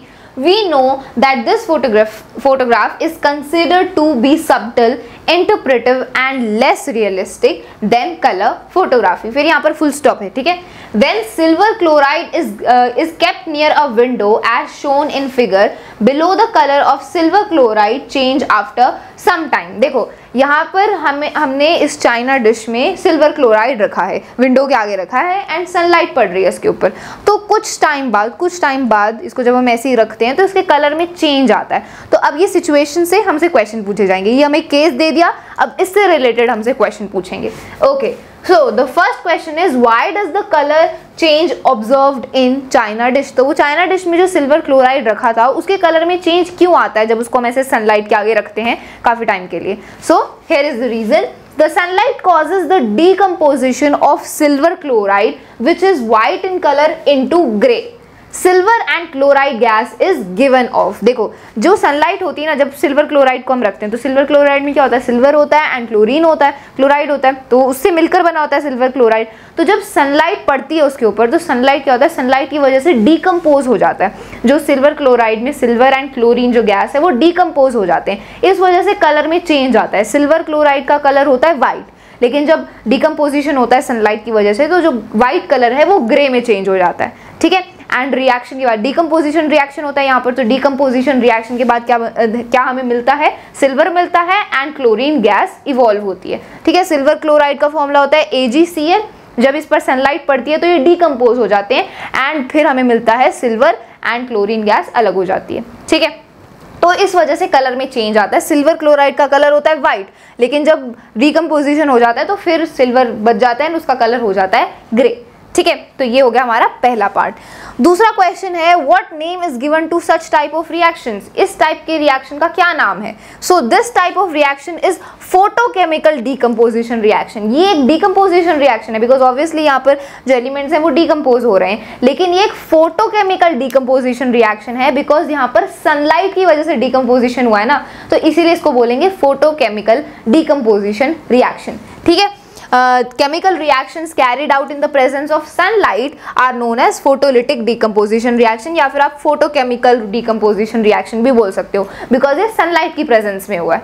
ठीक है, third part है on heating marble a product P is formed whose solution is used for whitewashing the walls. Identify P, write equation for heating of marble, formation of solution of P. तो देखो marble को जब हम heat करते हैं तो एक product P बनता है, एक प्रोडक्ट P फॉर्म होता है जिसके सोल्यूशन को यूज किया जाता है वॉल्स को, दीवारों को वाइट वॉश करने के लिए। ठीक है, तो हमें पहले तो ये बताना है कि ये जो प्रोडक्ट P है ये क्या है, आइडेंटिफाई करना है हमें ये, एंड हमें ये जो इक्वेशंस हमें गिवन है, ये जो हमें इक्वेशंस है, ये हमें जो रिएक्शन गिवन है इनकी हमें इक्वेशंस बनानी है। ठीक है, देखो मार्बल का फॉर्मूला क्या होता है, मार्बल का फॉर्मूला होता है CaCO3। कैल्शियम कार्बोनेट CaCO3, ये मार्बल का फॉर्मूला होता है। जब मार्बल को हम हीट करते हैं तो क्या बनता है, कैल्शियम ऑक्साइड बनता है and carbon dioxide gas release होती है। ठीक है, यहाँ पर हमें इसका रिएक्शन लिखना भी है। हीटिंग ऑफ मार्बल का रिएक्शन देखो कैसे होगा, मार्बल का फॉर्मूला होता है CaCO3, जब इसको हम हीट करेंगे तो क्या होगा, कैल्शियम ऑक्साइड बनेगा, CaO कैल्शियम ऑक्साइड बनेगा and carbon dioxide gas release होगी। अब इस कैल्शियम ऑक्साइड को हम क्विक लाइम भी बोलते हैं एंड इसी के सोल्यूशन को यूज किया जाता है दीवारों को व्हाइट वॉश करने के लिए। तो ये जो प्रोडक्ट P है ये क्या है, ये CaO कैल्शियम ऑक्साइड ही है। ठीक है, so the P is calcium oxide, इसको हम क्विक लाइम भी बोलते हैं। ठीक है, तो अब इस CaO के सोल्यूशन को यूज किया जाता है, कैल्शियम ऑक्साइड के सोल्यूशन को यूज किया जाता है दीवारों को व्हाइट वॉश करने के लिए। तो सबसे पहले हमें बोला कि मार्बल को हीट करके, मार्बल का फॉर्मूला क्या है, CaCO3, मार्बल को हीट करके एक प्रोडक्ट बनता है P, वो प्रोडक्ट क्या है, CaO calcium oxide quick lime. अब इसके सोल्यूशन को यूज किया जाता है दीवारों को व्हाइट वॉश करने के लिए। कैसे, देखो formation of solution of P। अब इसका सोल्यूशन कैसे बनेगा, कैल्शियम ऑक्साइड का सोल्यूशन कैसे बनेगा, वो यहाँ पर इस इक्वेशन से हमने समझाया है। देखो CaO this is calcium oxide, इसके सोल्यूशन बनाने के लिए हम इसमें वाटर ऐड करेंगे, पानी ऐड करेंगे, मतलब H2O। तो H2O के साथ ये बहुत ही विगरसली, मतलब बहुत ही ज़्यादा इंटेंसिटी के साथ ये रिएक्ट करता है। क्या बनता है, कैल्शियम हाइड्रोक्साइड बनता है CaOH2 एंड साथ ही साथ काफ़ी हीट एनर्जी भी रिलीज होती है। ठीक है, तो ये एक बहुत ही ये एक एक्सोथर्मिक रिएक्शन है, बिकॉज यहाँ पर हीट रिलीज हो रही है, एनर्जी रिलीज हो रही है, तो ये एक एक्सोथर्मिक रिएक्शन होता है। तो CaO का, इसका कैल्शियम ऑक्साइड का सोल्यूशन कैसे बनता है, इसमें वाटर ऐड कर देते हैं। तो जब CaO and H2O water react करते हैं तो क्या बनता है, कैल्शियम हाइड्रोक्साइड बनता है CaOH2, इसको स्लेकेड लाइम भी बोला जाता है एंड इसी को यूज किया जाता है दीवारों को व्हाइट वॉश करने के लिए। ठीक है, तो ये CaOH2 बनता है, कैल्शियम हाइड्रोक्साइड बनता है एंड साथ ही साथ काफी हीट भी रिलीज होती है। ठीक है, तो यही आपको यहाँ पर लिखने थे, इन दोनों के रिएक्शंस लिखने थे। हीटिंग ऑफ मार्बल का हमने रिएक्शन लिख दिया, हीटिंग ऑफ मार्बल से ये कैल्शियम ऑक्साइड बना, फिर इसका सोल्यूशन कैसे बनेगा, इसमें वाटर ऐड कर देंगे, फिर कैल्शियम हाइड्रोक्साइड बनेगा एंड हीट प्रोड्यूस होगी। ठीक है, एंड ये P क्या था, ये प्रोडक्ट P था कैल्शियम ऑक्साइड, बिकॉज इसी के सोल्यूशन को यूज किया जाता है दीवारों को व्हाइट वॉश करने के लिए। ठीक है, तो ये आपका थर्ड पार्ट था। तो ये हमारा पहला केस बेस्ड क्वेश्चन था, इसमें हमें बताया, सबसे पहले हमें केस दे दिया, फिर उसके बेस पर ऐसे क्वेश्चंस पूछे गए। ठीक है, तो आपको पहले सिचुएशन दी जाती है, फिर उससे क्वेश्चन पूछे जाएंगे। ठीक है, अब दूसरा केस बेस्ड क्वेश्चन सॉल्व करते हैं, which is also our last question. So second question is, Swapnil performed an experiment to study the chemical reaction which takes place in milk when kept open at room temperature during summers। तो स्वप्निल ने एक experiment perform किया। उसने क्या किया, उसने milk को, दूध को ओपन रख दिया, मतलब ओपन जगह में रख दिया रूम टेम्परेचर पर गर्मियों के टाइम पर, एंड उसने देखा कि क्या केमिकल रिएक्शन होता है मिल्क के अंदर जब हम उसको ऐसे ही खुले में रख देते हैं रूम टेम्परेचर में गर्मियों में। सो स्वप्निल ने ये एक्सपेरिमेंट परफॉर्म किया। अब इस एक्सपेरिमेंट की बेसिस पर हमसे क्वेश्चन पूछे गए हैं, उनको हमें आंसर करना है। So first question is, what will he observe after 6 to 7 hours. 6-7 घंटे बाद स्वप्निल क्या ऑब्जर्व करेगा, उस मिल्क के साथ क्या हुआ, क्या केमिकल रिएक्शन हुआ। So what will he observe. ठीक है, तो ये पहला हो गया ऑब्जर्व। ठीक है, ये पहला क्वेश्चन हो गया। फिर अगला क्वेश्चन है, what type of reaction has taken place. कौन से टाइप का रिएक्शन यहाँ पर हुआ है, ये हमसे पूछा है। Then why antioxidants added to food containing fat. जिन फूड्स में फैट होता है तो उनमें एंटीऑक्सीडेंट्स क्यों ऐड किए जाते हैं, ये हमसे पूछ लिया। ठीक है, बिकॉज देखो ये जो पूरा टॉपिक है, ये रैंसिडिटी, कोरोजन, ये बहुत ही रिलेटेड टॉपिक्स हैं, तो उसी से रिलेटेड यहाँ पर हमसे क्वेश्चन पूछे। Then how is corrosion harmful. Corrosion कैसे हार्मफुल है, ये हमसे पूछ लिया। ठीक है, बिकॉज ये रैंसिडिटी एंड कोरोजन के जो टॉपिक्स हैं ये आपस में रिलेटेड हैं एंड ये चैप्टर के लास्ट में एक साथ गिवन थे, तो उसी के बेसिस पर ये सारे हमसे क्वेश्चन पूछ लिए। Okay, let's answer them. So सबसे पहले ए का आंसर करते हैं। एक क्वेश्चन था कि what will he observe after 6 to 7 hours. तो 6 to 7 आवर्स के बाद स्वप्निल क्या ऑब्जर्व करेगा। Swapnil observe that the milk has become sour due to oxidation of milk sugar. 6-7 घंटे बाद स्वप्निल ये ऑब्जर्व करेगा कि वो जो मिल्क है, वो जो दूध है जिसको उसने ऐसे खुले में रखा था रूम टेम्परेचर में, वो जो मिल्क है वो सॉर हो गया, खट्टा हो गया। क्यों? बिकॉज जो मिल्क शुगर है जो मिल्क शुगर है उसका ऑक्सीडेशन हो गया। देखो मिल्क में ना शुगर प्रेजेंट होती है जिसको बोलते हैं लैक्टोज, ठीक है, एंड मिल्क में बैक्टीरिया प्रेजेंट होते हैं लैक्टोबैसिलस।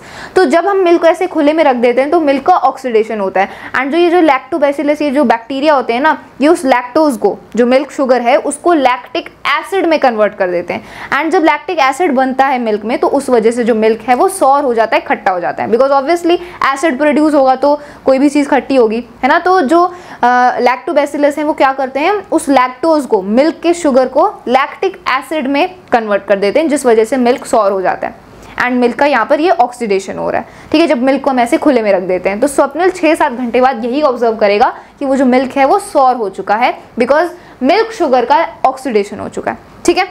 अब दूसरा क्वेश्चन हमसे पूछा था कि यहाँ पर कौन से टाइप का रिएक्शन हो रहा है, which type of reaction is taking place here.